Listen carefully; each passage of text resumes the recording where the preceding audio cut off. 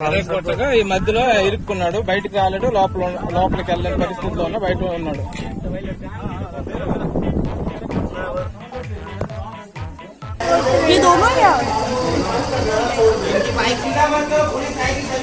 नमस्कार, जय श्री राम आप सभी लोगों को।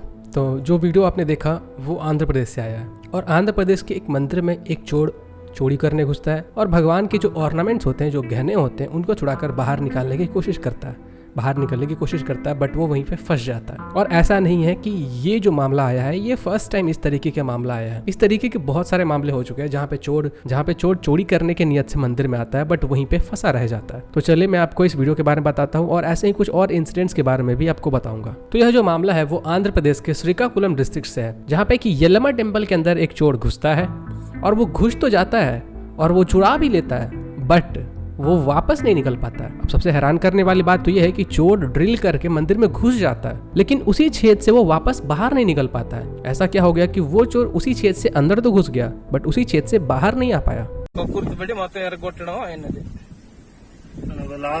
అదే కొట్టగా ఈ మధ్యలో ఇరుక్కున్నాడు, బయటికి రాలేడు, లోపలికి వెళ్ళలేని పరిస్థితిలో ఉన్న బయట ఉన్నాడు.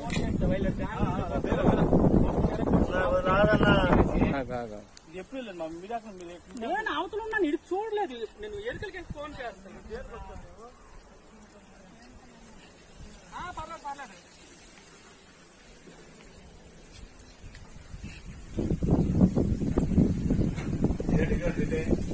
పర్లేదు రాడు తెరకూడదు.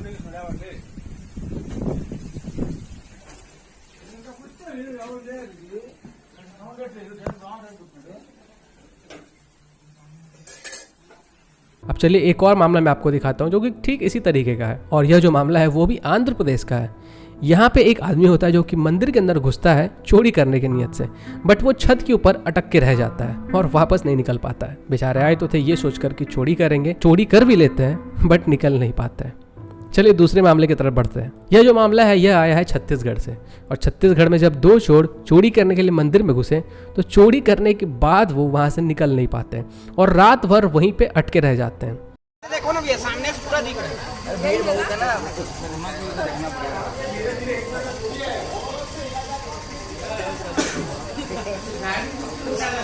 कम से कम 50 मोबाइल में कैद हो चुके हैं। ये दोनों क्या बाइक खड़ी है ना।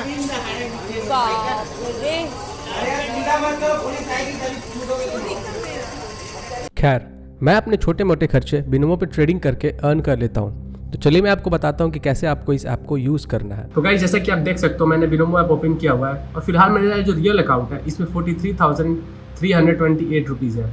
यहाँ पे आपको डिपॉजिट का ऑप्शन मिलता है जहाँ पे आप क्लिक करके आराम से अपने अकाउंट में फंड्स को ऐड कर सकते हो। फंड्स को ऐड करके लिए यहाँ पे आपको ढेर सारे ऑप्शन मिल जाते हैं जैसे कि फ़ोन पे है, पेटीएम है, यूपीआई है। तो चलिए मैं आपको बताता हूँ कि यहाँ पे कैसे आपको ट्रेडिंग करना है। ट्रेडिंग करने के लिए यहाँ पे आपको सबसे पहले एसेट सिलेक्ट करना होता है जो कि मैंने क्रिप्टो सिलेक्ट कर लिया है। उसके बाद आपको यहाँ पे इन्वेस्टमेंट सिलेक्ट करना होता है जो कि मैंने 3500 सिलेक्ट कर लिया है। अब आपको इस ग्राफ को प्रेडिक्ट करना होता है, ये जो ग्राफ है वो ऊपर जाएगा या फिर नीचे जाएगा। तो फिलहाल मुझे लग रहा है कि ये जो ग्राफ है वो ऊपर जाएगा, मैं 3500 ऊपर की ओर लगा देता हूँ।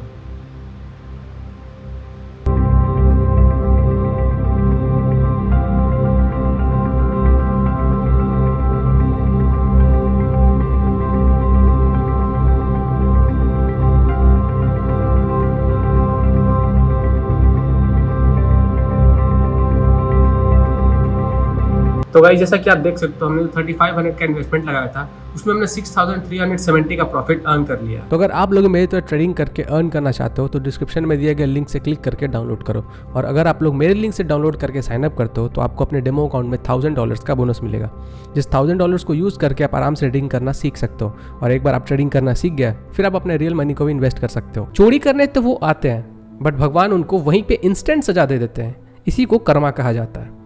अगर आप गलत करोगे तो आपके साथ भी गलत होगा। वैसे जब चोरों की बात हो ही रही है तो एक चोर की कहानी मैं आपको और बताना चाहूँगा जो कि आसाम से आया है। एक चोर घर के अंदर चोरी करने जाता है, चोरी कर भी लेता है बट बेचारे को भूख लग जाती है। अब ये जो चोर होता है वो बहुत ज़्यादा खिचड़ी का प्रेमी होता है, उसे खिचड़ी कुछ ज़्यादा ही पसंद होता है। इतना ज़्यादा पसंद होता है कि चोरी करने के बाद वो घर के अंदर पहले खिचड़ी बनाता है और खिचड़ी बनाने के बाद उसको खाने बैठ जाता है।